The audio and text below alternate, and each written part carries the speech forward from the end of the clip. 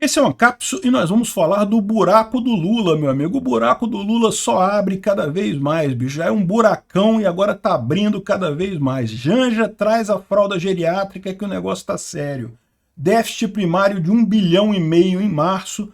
Não era esperado. Eles achavam que teria superávit primário em março e não teve. Caiu, a despesa cresceu muito, a receita não cresceu tanto assim. E mais uma vez estamos na história do governo gastador. Ninguém no governo Lula fala em conter despesas, em diminuir despesas, não tem nada. Só bloqueia a despesa quando é em último caso, enfim. Vamos entender isso daqui, porque isso daqui está levando já ao ressurgimento da inflação. Essa notícia foi sugerida por Papai Noel vai fazer bariátrica, o banqueiro anarquista e várias outras pessoas. Obrigado aí ao pessoal que sugeriu as notícias lá no nosso site, no visãolibertaria.com.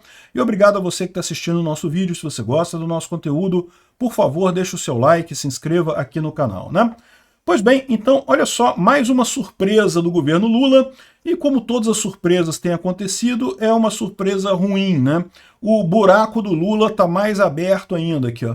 Contas públicas registram déficit primário de 1 bilhão em março, e o desempenho está abaixo do esperado, que era um saldo positivo, ou seja, só erraram um sinal, né? Erraram só um sinalzinho ali, ó. Era para ser mais 1,5 bilhão e foi menos 1,5 bilhão, né?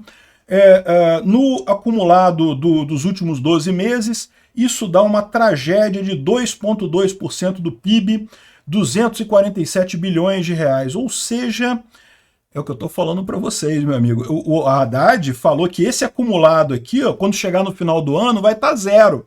Só que, se você pegar acompanhado do ano passado, ele só está crescendo, só está aumentando. O acumulado que era para estar caindo para chegar a zero no final do ano, está só crescendo, né?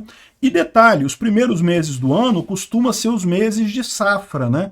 Então o país costuma ter superávit, por quê? Porque tem o pessoal que colhe soja, colhe várias coisas aqui no Brasil, tá pegando esse negócio, vendendo e coisa e tal, então pagando impostos, né? E com isso ajudando a economia e ajudando ao governo, né? E tanto que no ano passado você teve isso, agora esse ano a coisa não tá boa, não. A safra não foi nenhuma maravilha, teve quebra de safra em alguns lugares, então no final das contas isso não movimentou nada demais. É aquele negócio, como bem falou o Tarcísio de Freitas lá na AgriShow, né, a economia do Brasil está funcionando na inércia de Bolsonaro. Do que Bolsonaro deixou, a economia continuou funcionando. Funcionou bem nos primeiros 3 meses do ano passado, aí depois disso começou a desacelerar e aparentemente o desaceleramento aí já continua com muita força, né? Então, uma tragédia isso daqui, mais uma indicação de que o déficit não vai ser, o déficit zero não vai ser atingido esse ano. Pode ser que melhore daqui para frente? Pode ser que melhore, né? Mas não é o que está aparecendo, não. O BC americano está ameaçando subir juros por lá. Então, no final das contas, isso tira dinheiro do Brasil, piora a situação por aqui, né? Aquele choque dos impostos novos que o Lula criou para arrecadar mais já está passando, né? Agora que o Lula está brigado com o Congresso, difícil ele conseguir aprovar alguma coisa rápida. Então, no final das contas, a situação do governo Lula em termos de déficit é muito ruim e tende a piorar. Mas o pior fator de tudo para a despesa do Lula é aquilo que eu falei para vocês, né? É a essência do Lula. O Lula não é uma pessoa que leve a sério a economia. Ele acha que ele que sabe fazer as coisas, ele que vai manobrar ali, mexer a alavanca para cá e vai fazer as coisas acontecer. Isso não existe. Quem faz o país crescer são os brasileiros, é a economia, são as pessoas trabalhando. O governo tem que atrapalhar menos. Essa ideia de que o governo ajuda não existe, o governo só atrapalha. E o Lula, mas o Lula não tem essa ideia. O Lula quer continuar mexendo as alavanquinhas dele ali, achando que está melhorando alguma coisa. E pior do que isso, esse ano é ano eleitoral, então é muito difícil para o Lula conseguir cortar despesa em ano eleitoral. Ele sabe que cada vez que ele corta a despesa, ele está cortando também a voto no candidato dele. Então isso é um problema para o Lula e é um problema para todos nós, porque o Lula vai acabar cedendo, já está cedendo, né? Já está vendo a coisa. Ninguém mais leva a sério o tal do calabouço fiscal do Haddad. A gente já falou desde cara que ia falhar, né? Mas por algum motivo as pessoas achavam que não, vai dar certo. A gente confia o Haddad, ele vai dar certo, ele vai conseguir fazer funcionar. Eu não sei de onde é que o pessoal tirou essa confiança no Haddad.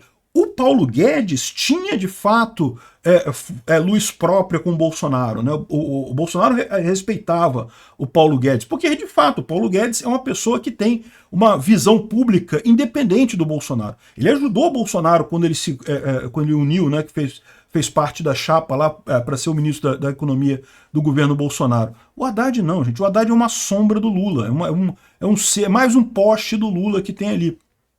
Ele, Dilma, aquela turma toda. Então não tem essa, o Haddad não vai conseguir nada, porque na hora que o Lula falar, o Haddad volta atrás e acabou, né? Então esse é o destino que a gente tem. Eu não sei se tem alguém ainda que acha que vai ter responsabilidade fiscal nesse governo, só se tiver problema mental, né? Ou então for a Miriam Leitão.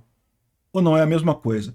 Enfim, tá aqui o déficit de 1 bilhão de novo, ou seja, isso vai gerar 2,2% de déficit do PIB.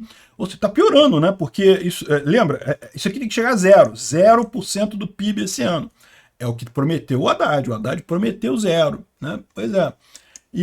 E o pior é isso, né? E de onde é que está vindo esse dinheiro? Esse dinheiro está vindo de empréstimo que o governo pega. O governo pega empréstimo no mercado, e aí você pode falar assim, mas então, beleza, porque ele não está imprimindo dinheiro, ele está jogando dinheiro no mercado de um lado e tirando dinheiro de outro. Mas não é bem assim. Por quê? Porque esse dinheiro que está indo para o governo era dinheiro que estava investido em empresas na Bolsa de Valores. Por que a Bolsa está caindo? O pessoal está vendo que é melhor emprestar para o governo direto. A economia brasileira está uma merda, o governo Lula é um governo gastador, a taxa de juros deve subir em breve, então o pessoal está tirando dinheiro da Bolsa e investindo no governo. O que significa isso? Significa que é dinheiro surgindo do nada. Dinheiro que estava parado, agora o governo Lula está gastando em obras inúteis e nas mexeção de alavanca do Lula lá, nas besteiras que ele está fazendo lá, achando que está pilotando a economia, né? E aí, o que acontece? A expectativa de inflação vem piorando no Brasil, né? Mas Peter, a Miriam Leitão falou que já está normalizando a inflação. Pois é, não sei não, tá? Miriam Leitão, eu acho que está com a pecinha quebrada. Enfim, a inflação do aluguel do IGPM subiu muito em abril, subiu 0,31% em abril, né? Ano passado foi uma queda de 0,47%. A expectativa é que fosse um avanço de só 0,08% esse mês. No entanto, foi 0,31%, cresceu muito o IGPM do mês passado para esse mês, né? E detalhe, o pessoal usa aqui que é a inflação do aluguel e coisa e tal, dando a entender que isso daqui mede variação de preço no aluguel, mas não é verdade. O IGPM é um outro indicador de inflação que considera preços em geral do mercado. Então é a inflação geral, tá? No caso do IGPM está subindo. Por que é diferente do IPCA, que é o índice que o pessoal chama de inflação e coisa e tal? Porque eles medem a inflação através do aumento de preços em determinados produtos. Mas que produtos, né? Então aí que está a diferença. O IPCA ele tem lá uma metodologia que ele considera os produtos, o peso do aumento de cada produto para compor o índice geral. O IGPM é mais amplo, ele pega o mercado como um todo, não considera só produtos mais para pobre ou mais para rico, esse tipo de coisa, né? Então, e daí ele é usado para calcular o aumento de preço de aluguel, tá? Para reajustar o aumento de aluguel. Não é que ele meça o preço de aluguel, não. Essa manchete aqui dá a entender errado, né? Dá a entender que isso aqui é a inflação do aluguel. Não é a inflação do aluguel, não. Não é o aumento de preço do aluguel, não, né? E tudo isso é uma besteira, porque como eu já falei para vocês, o que é inflação é quando o governo imprime dinheiro. Esquece o quanto que aumenta preço, isso não importa. O governo Lula, você tem que pegar esse número aqui, ó, 2,2% do PIB, a explosão que foi aqui de gasto do governo Lula que está causando essa inflação, né? E o Campos Neto falou que a autoridade monetária está seguindo isso bastante de perto, já deu a entender que na próxima reunião do Copom vai ainda cair os juros brasileiros, mas já não deu certeza. E pode ser que estacione a queda de juros, ou pode ser até que suba ainda mais até o final do ano, né? Ou seja, isso vai piorar a situação para o governo Lula, justamente porque está gastando dinheiro demais, né? O IPCA 15, que é o IPCA, é o índice que o pessoal costuma chamar de inflação, ele é mais focado em alimentos, em gastos de uma família típica, né? Então subiu só 21%. É menos do que teve, né? Só que, de fato, a inflação dos alimentos especificamente, né, subiu bastante. A inflação dos alimentos subiu bastante. A inflação de forma geral não subiu tanto assim, mas a inflação particularmente subiu bastante aqui. 8 grupos de alimentos registraram alta em abril, com destaque para alimentação e bebidas, que aumentou significativamente. Enfim, o que caiu? Alimentação fora do domicílio, restaurantes e coisa e tal, quem come no centro da cidade. Realmente os centros da cidade estão mais vazios, né? O pessoal está passando aperto por ali, né? Ou seja, esse é o problema. O Lula abre o buraco e daí vem a merda, que é a merda da inflação. Janja tem que trazer logo a fralda geriátrica dele, o fraldão geriátrico, para conter esse problema aqui. O mais engraçado de tudo são os economistas da Folha, rapaz, explicando que é inflação, porque é um choque de oferta, um choque de preços que se pode propagar pela economia, acontece porque os setores tentarão manter sua margem de lucro. A culpa é do lucro, do empresário malvadão, que quer lucrar em cima do pobre, que consumidor e não sei o que lá. Esse pessoal, cara, chega a ser cansativo essa conversa deles, né? Pô, no final das contas é isso aqui, o tal do Marconi aqui, que é o especialista, o, entre aspas, economista da Folha, né? Enfim, não, a culpa é do Lula. É o Lula que imprimiu dinheiro demais, gastou dinheiro demais e por isso a inflação está crescendo. E é só ver a história de qualquer país para perceber que é isso mesmo. Obrigado por assistir o vídeo até o final.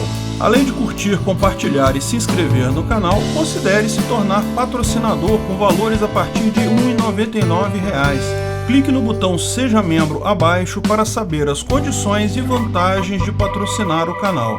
Mais informações sobre o nosso projeto, visite nossos sites indicados na tela.